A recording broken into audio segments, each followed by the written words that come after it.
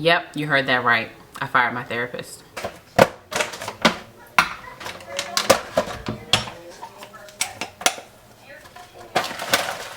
Oh. What are them people from AWS?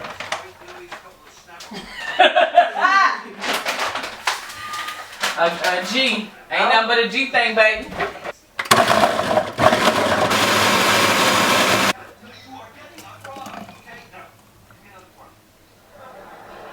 So I just got out of the shower, finishing up my smoothie, about to make a Target run for no apparent reason. My daughter's at work. Hubby is actually in the midst of dropping her off, and then he has to come home and go to bed because he has to get up early to go to work tonight.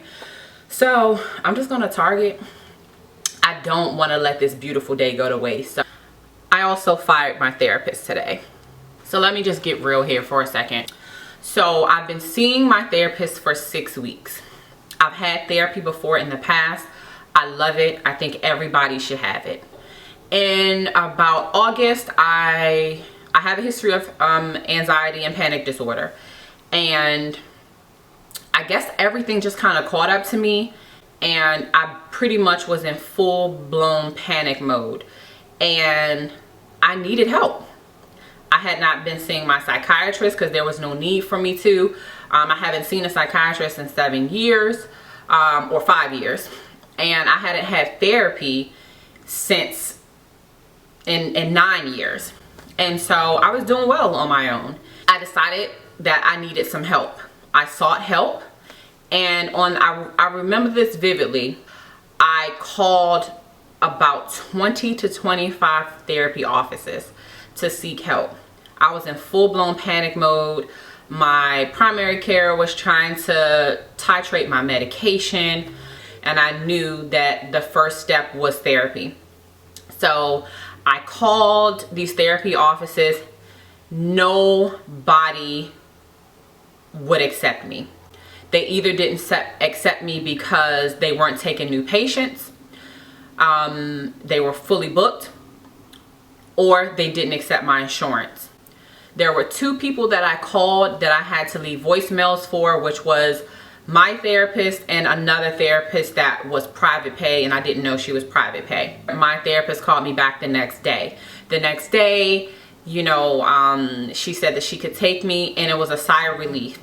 I was so vulnerable, still in a full-blown panic mode, and shaking everywhere, and just my life was chaotic.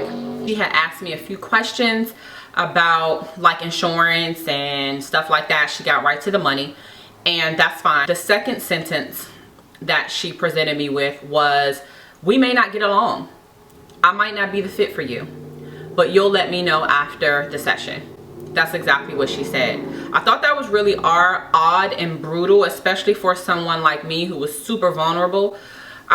She said that. I never forgot it, but I didn't let that get in the way of my session because I was vulnerable. I didn't care what she said or if we weren't going to get along or not. I was going to do pretty much what this lady asked me to do so that I can improve and get better and have little to no anxiety. The initial therapy session actually went well. Second therapy session went well. Even though the therapy sessions were going well, there was always a light bulb moment. There was always something that she said that triggered me to be like, Around about the 4th session, we were doing just once a week. So around about the 4th session, which was the 4th week, she did not come onto our visit until after 30 minutes.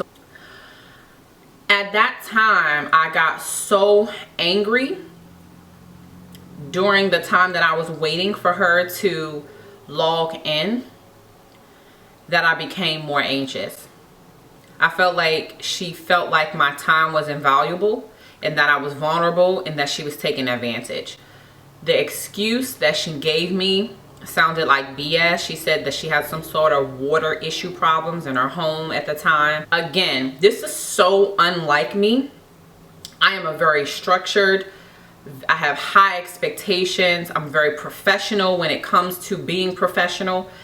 And the me that's in a stable state, not panicky, you know, low anxiety state, I'm very poised, and I would have never allowed that to happen I just want you guys to understand that I was vulnerable.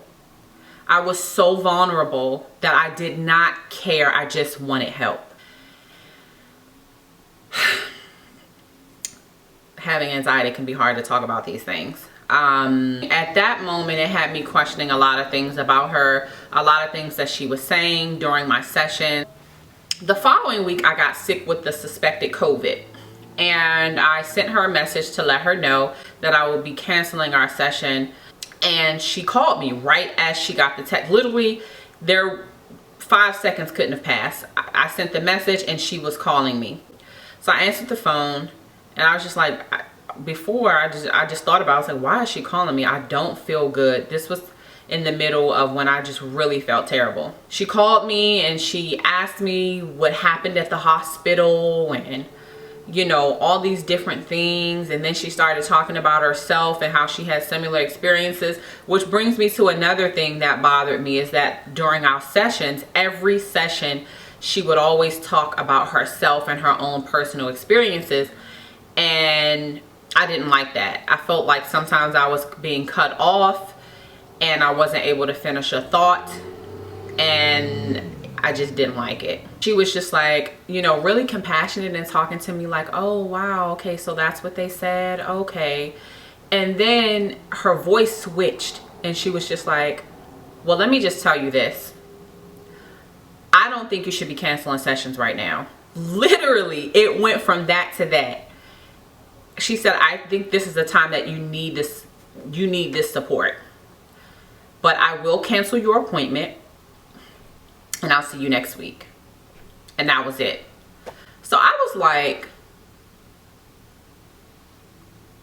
at that moment, it even put me on more edge with her. Like, I was really on edge. I was like, everybody knows the symptoms of COVID. You have difficulty breathing. Some I know everybody's symptoms are different, but I was having difficulty with my breathing. You don't feel well, body aches, fatigue. I don't understand how any session could be productive. When I felt better, I had a session. I just wasn't connecting at that point. I think there were just too many things that had transpired and I wasn't connecting. So I called my cousin, who is a therapist who has lots of experience. I just, you know, I was explaining to her how I was feeling and what was going on and all these things about the therapist and how my sessions were going and so forth and so on. Before I could even finish what I was saying, she said, you need to get a new therapist. She was like, if you feel like you need therapy until you find a new therapist, then do that. But you're going to be always not really connecting during the session, and it's a waste of everybody's time. And so I was like, okay, but I was kind of fearful of getting rid of my therapist when I'm still, you know, in the midst of, I'm not in full-blown panic mode or panic mode at all. I just have some mild anxiety that gets moderate at times, but my medicine helps with that. And I'm coping and utilizing the coping strategies and everything and so forth and so on. But I still felt really afraid because of how I was 8 weeks ago. You know, 8 weeks ago, I was in such a fragile state that I just felt like I didn't want to do it. I was afraid. And I was just like, I think I need this lady's help. I had a session last week and my cousin was absolutely right. She was late again.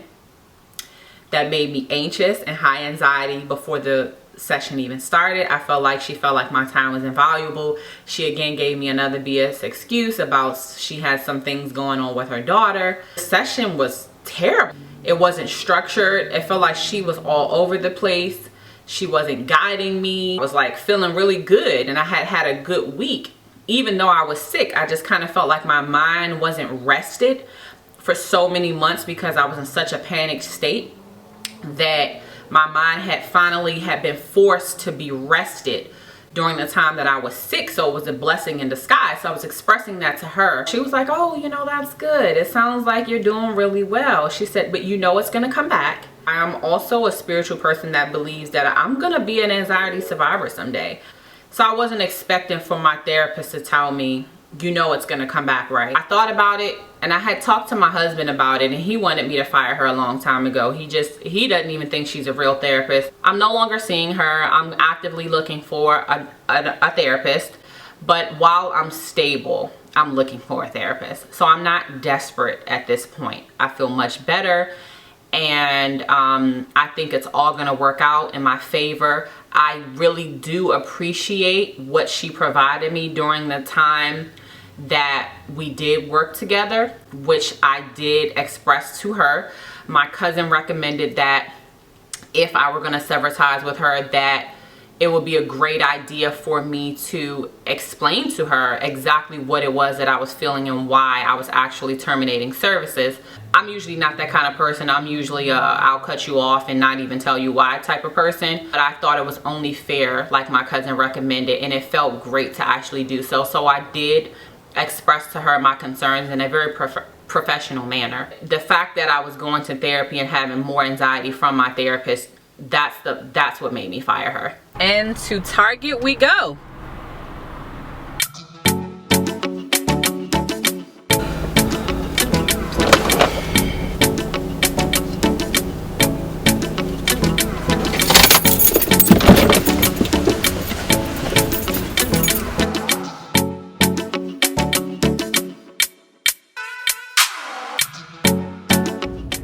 This is super cute. I love denim anything and everything.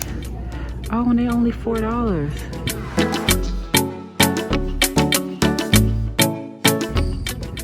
So I'm looking for a storage basket to put all my meditation and mindfulness stuff in.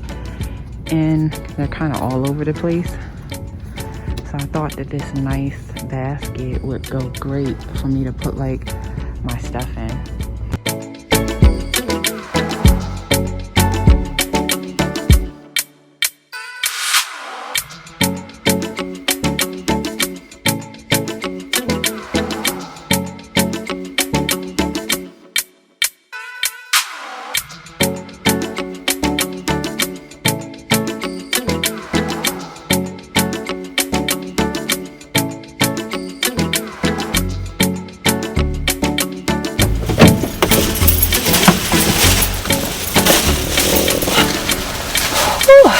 So what did I get?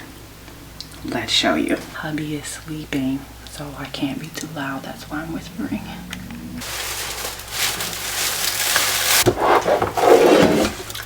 I got this for one of my friends.